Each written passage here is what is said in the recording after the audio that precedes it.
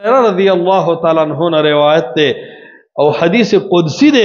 اگوی نبی علیہ السلام فرمائی دی کہ ان اللہ تعالی یقول چما زما رب فرمائی دی کہ یبن آدم تفرغ لعبادتی، اے دا آدم بچیا تفرغ لعبادتی، زما عبادت تلگزان فارغ کا، تفرغ لعبادتی زما یاد تلگزان فارغ کا، تفرغ لعبادتی دو قرآن و دا حدیث دکڑ لگ ٹیم اوباسا نو بیا فرمائی املع صدرک غنا، زبدی دا سینہ دا مالدارے نہ ڈاکا کم. اللہ فرمائی تلک زما دی دین تراشا، تا قرآن حدیث دا غیرت دا پارا ومنا، تا قرآن و دا حدیث سر خپل مازغو تڑا، تلک دا دنیا نہ جدا شاو ما سر زانو تڑا املع صدرک غنا.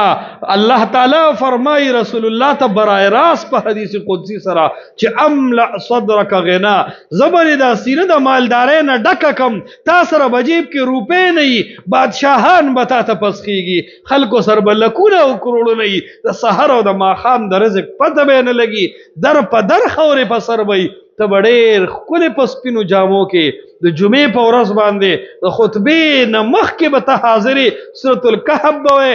اور بیغمه ټینشن به نه کې. الله فرمایي ته ما ته متوجه شه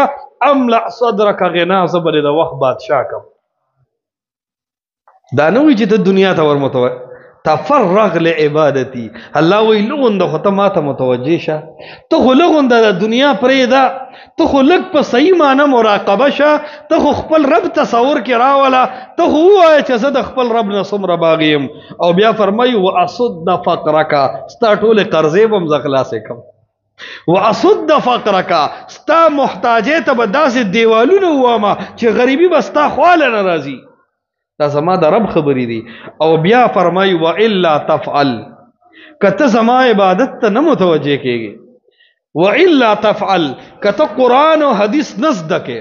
وَإِلَّا تَفْعَلْ کتا پا قرآن و حدیث ننگ نکے، وَإِلَّا تَفْعَلْ کتا دا اللہ عبادت لٹیم نور کے نو ملعت یدائی کا شغلہ. اللہ وی سار بلا پاسے دلے نہیں چی الارم بدے غگی گی چی ڈیوٹے ٹیم دے.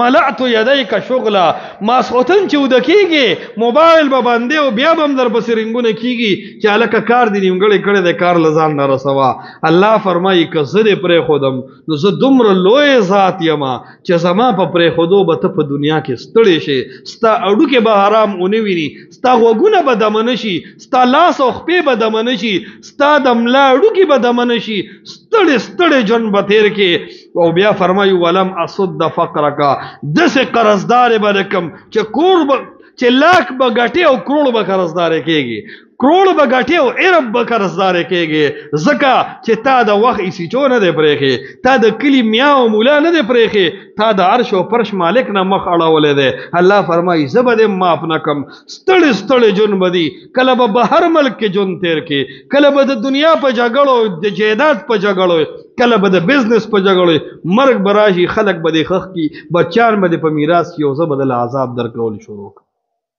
دا حدیث ډېر جامع حدیث دی او دې کې دې خبرې طرف ته ترغیب ده چې تفرغ لعبادتي، اے د آدم بچیه لږ د الله تعالی طرف ته متوجه شه. اوس دې درس باندې سوچ وکړو،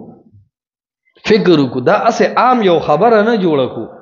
چې یاره درس و حدیث کې دا ووایي. نن دا ووایو چې زما رب ما ته ویلي دي چې تفرغ لعبادتي، ما ته لږ ځان خالی کا په دې حدیث او د الله په دې خبره زما څومره عمل دی. دې نن نه فکر وکړو، یو هفته دا غم په دې اړه داسې ولیکو، ځان ته پیغور کو پیغور چې زما رب نه ما ته محتاج، نه زما د وجه د هغه بادشاهي چلیږي، نه زما د عبادت د وجه د هغه بادشاهي په بره روانه ده، نه که زه د الله عبادت پرېږدم نه خو د هغه ذات په ذات کې څه کمی راځي. هغه لوی ذات او بادشاه ما ته وایي چې یبن آدم، اے د ښایسته آدم بچیا تفرغ لعبادتي، زما بندګۍ ته لږ ځان فارغ کا، ما ته متوجه شه، پرېږده دنیا، پرېږده بینک بیلنس، پرېږده پراپرټۍ، پرید ایک سلائی پرید ایسی گانو ایٹرے تفرغ لعبادتی دا ہر صفاتی کی گی ما سر دنیا کے تعارفوں کا زبر دا سے زے کے مل شما چپا غزے بنا بلچا آواز اور دلی